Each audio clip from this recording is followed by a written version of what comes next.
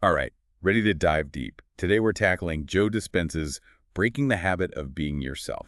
We're talking quantum physics, neuroscience, all that fun stuff. It's a wild ride. What gets me is how Dispenza takes these seriously complex scientific theories and connects them to everyday life. He doesn't just lecture about quantum physics. He shows how it applies to, breaking bad habits, creating the life you want. It's true. Like right off the bat, he explains how quantum physics says we're not just solid beings, but mostly energy. And get this, that energy is influenced by, well, us, our thoughts, our feelings. That's a pretty big concept, isn't it? No, absolutely. And he throws in some really fascinating studies to back it up. Did you know there's research showing that prayer can actually affect healing? Like people who were prayed for, they had shorter hospital stays. It's not just a nice thought, there's actual data. That's really interesting. So it's not just wishing or hoping, it's the actual energy we're putting out there. Sure. Makes you wonder what kind of impact we're having every single day just by thinking and feeling. Yeah, and it's not just prayer. Dispenza talks about this experiment where focused intention combined with positive emotions literally changed the structure of DNA, like in a test tube. Yeah. Pretty mind-blowing. Wow. So if our thoughts and feelings can actually change matter, down to the DNA level, what does that mean for us day to day? Well, it means we're constantly interacting with the world on an energetic level, not just watching, but actively shaping our reality. Okay, now I'm seeing how this all fits together. This leads to Dispenza's point about our environment. He says it can actually shape our brains.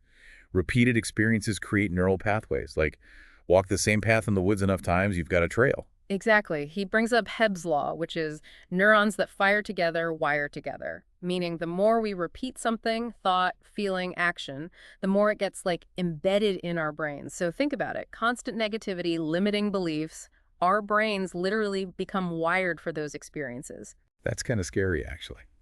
So if our surroundings are shaping us that much, how do we break free from the negative stuff, especially if we're stuck in a situation we can't just change? That's where Dispenza offers hope. He talks about people like Gandhi overcoming incredibly tough situations. Gandhi's vision for something better and his actions matching that vision, they were so powerful they changed history. So even if our outer world seems fixed, we can change our inner world. And that can change our reality, like changing our internal GPS, setting a new destination. Exactly. It's not accepting what is, it's actively shaping our experience. And that brings us to overcoming our bodies. Dispenza says our thoughts, feelings, and bodily reactions, they're all connected. It's a loop, and it can be really powerful. Okay, now I'm really intrigued. What do you mean by that? Okay, imagine arguing with someone. You keep replaying it in your head. Those thoughts, they trigger anger, right?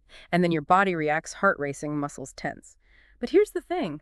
Those physical sensations feed back into your thoughts. You get even angrier. It's like a vicious cycle.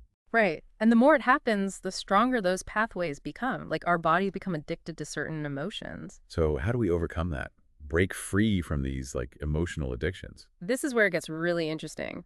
Dispenza brings in epigenetics. Basically, it says our genes aren't fixed.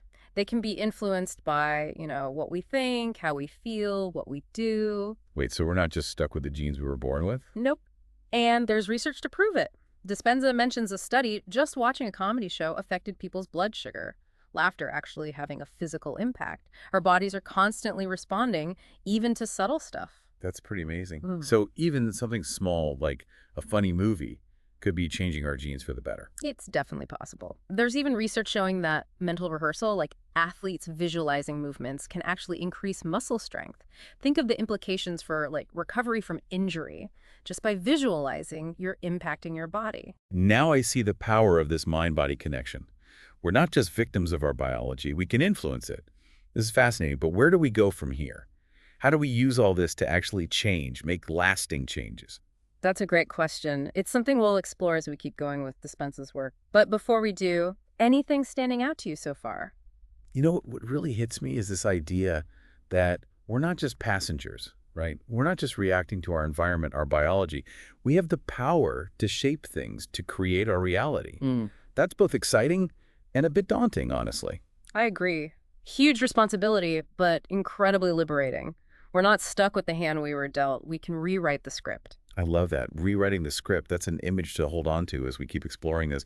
Okay, so we've seen how powerful our thoughts and feelings can be, even affecting our bodies. But how do we actually break free from those patterns, the ones that aren't helping us? There's one thing to know, another to actually do it. Right. Right. That's where overcoming time comes in. Dispenza talks about how we get caught up in the past or future, stuck on memories, worrying about what might happen. Oh, I do that all the time. Like my mind's time traveling, replaying regrets, or stressing about stuff that hasn't even happened. And Dispenza's point is that keeps us from being present. Now, that's where the real stuff happens. Think about it. When we're stuck in the past or future, our body's reacting as if it's happening right now. Like we're making it happen just by thinking about it. Yeah. And he believes that when we break free from that, we open ourselves up to what he calls quantum surprises. Unexpected good stuff coming out of nowhere. So like letting go of control, trusting that something amazing could happen, just being open to whatever comes. Exactly. He even tells a story his own daughter manifested a trip to Italy just by imagining it, really feeling it like it was already happening. Wow, that's pretty cool. It's like our thoughts, our feelings, they create ripples, and those ripples become real. Yeah, it suggests there's more to reality than what we see, what we touch. And this leads to a big point in the book, the difference between survival and creation.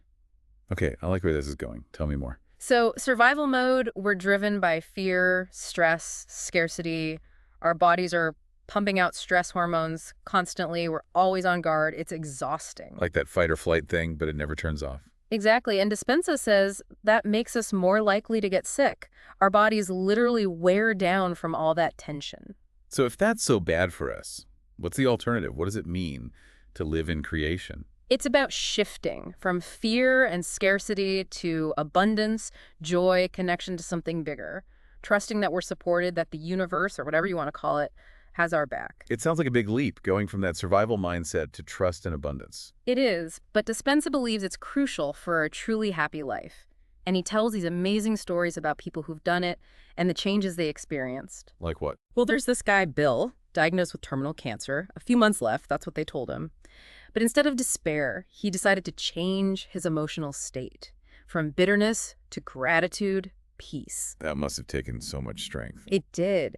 And the incredible thing is, as his emotions changed, his body started to heal. He went into remission, lived way longer than anyone expected. Wow, that's really powerful. It really shows how much our emotions matter, how they can affect our health. But how do we actually do that? Move from survival to creation. That's where things get really interesting, and it's what we'll get into next. But before we move on, what's sticking with you from all this? Honestly, the thing that keeps coming back to me is this. We have so much more power than we think. Our thoughts, feelings, they're shaping our reality. It's exciting, but also kind of a lot to take in. I get it. It's like realizing, wow, I have way more control than I thought. But it's not about blaming ourselves. It's about understanding we have a choice. We choose what we think and feel, and those choices matter. So not denying our emotions, but being aware of them, and then choosing the ones that help us. Exactly. And that's where Dispenza's work gets really practical. He gives us a guide, how to make those choices, how to cultivate a way of being that matches what we truly desire. Okay, let's get into that. Let's get practical. So we've talked about the power of our thoughts, being present, all that. Now let's get to the core of Dispenza's method, what he calls the gap. It's a great way to think about it. The gap, it's that space between like our outer self, the face we show the world, and how we actually feel inside. Sometimes it's like we're wearing a mask, you know? Totally. You can be smiling, saying all the right things, but inside you're struggling with self-doubt or just feeling totally overwhelmed. It's like living a double life almost. Exactly. And Dispenza says that gap, it gets bigger when we try to avoid those uncomfortable feelings. We try to numb them, escape them, we shop too much, eat too much, all those things that just cover up the problem. Like a Band-Aid on a bullet wound. Right. And he says meditation is one of the best tools we have to close that gap. It's not about like running away from reality. It's about getting to know our inner world. All those thoughts and feelings, the stuff that drives us without us even realizing it. So more self-awareness. Instead of being controlled by our emotions, we become more aware of them. Then we can actually choose how to respond. Yeah, exactly. Meditation lets us create some space between our thoughts and feelings, gives us the freedom to choose how we want to show up in the world, like stepping back from all the mental drama, becoming an observer. Things get clearer that way. That makes sense. But a lot of people, I think they have this idea that meditation is about like emptying your mind, becoming some Zen master. And that can be pretty intimidating. How does Dispenza make it more approachable? He's really clear that it's not about stopping thinking completely. It's about noticing our thoughts without judging them. He gives you different techniques to try, like focusing on your breath, repeating a mantra, or just feeling the sensations in your body. So finding stillness, being present, letting thoughts come and go like clouds. Exactly. And Dispenza says if you do this regularly, you actually start to change your brainwave patterns. Remember, we talked about those different brainwave states: beta, alpha, theta, delta. Yeah, beta is that busy mind state, right? And alpha, theta, those are more relaxed, receptive. Right. And he says meditation can help us shift out of that stressed out beta state into those calmer, more creative states. So it's not just feeling relaxed. It's about tapping into different levels of consciousness where we can find clarity, maybe even inspiration.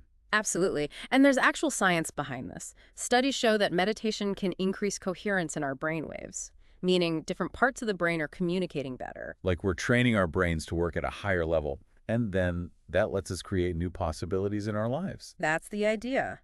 And Dispenza, he tells this great story, this guy, Jose. He'd been dealing with warts for years. After a really intense meditation session, they just disappeared. It shows how much our inner state can affect our physical reality. That's amazing. When we shift our mindset, our energy, our bodies can really heal, really transform. Right. And this leads to the next step in Dispenza's approach: creating a new mind.